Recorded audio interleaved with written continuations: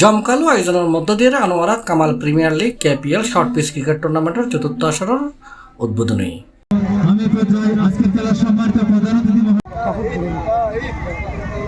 জানুয়ারির 19 তারিখ রবিবার সন্ধ্যায় বারসাত কালীবাড়ির কেপিএল নিজস্ব ভেন্যু টুর্নামেন্টের উদ্বোধনী ম্যাচ এবং অনুষ্ঠান অনুষ্ঠিত হয়। টুর্নামেন্টের উদ্বোধন উপলক্ষে মাঠের চারপাশে বর্ণিল সাজে সাজানো হয়, ফুটানো ইয়েডে নানান রঙের শত শত আতশবাজি।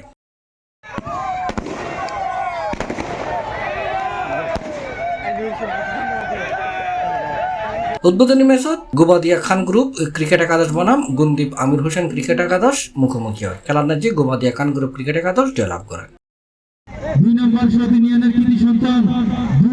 উদ্বোধন অনুষ্ঠানত প্রধান অতিথি আছিল দক্ষিণ জেলা যুবদলের সভাপতি মোহাম্মদ শাহজাহান। উদ্বোধক আছিল আনোয়ারা উপজেলা যুবদলের যুগ্ম আহ্বায়ক আব্বাস নূর, সাইদ মানিক, টুর্নামেন্ট আয়োজক কমিটির চেয়ারম্যান মোহাম্মদ কামাল উদ্দিন, ফুরস্টার ব্রাদার্সের পরিচালক ও গুনদীপ 9 নম্বর ওয়ার্ড যুবদলের সভাপতি মোহাম্মদ নাজিমউদ্দিন, নির্বাহী পরিচালক মহিউদ্দিন আলম, ইদ্রিস, আনিস ও যুবদল নেতা আলী সহ আরো বহুত কেউ। সার্বিক পরিচালনা করছে যুবদল নেতা ও টুর্নামেন্ট আয়োজক কমিটির চেয়ারম্যান মোহাম্মদ কামাল উদ্দিন। আন্দোলন সংগ্রাম না করতো, আজকের এই সভা থেকে আমার আসারও সুযোগ থাকতো না। এই ফেসিবাস মুক্ত আগামী দিনের গণতান্ত্রিক রাষ্ট্র সার্বিক সহায়তা করবে।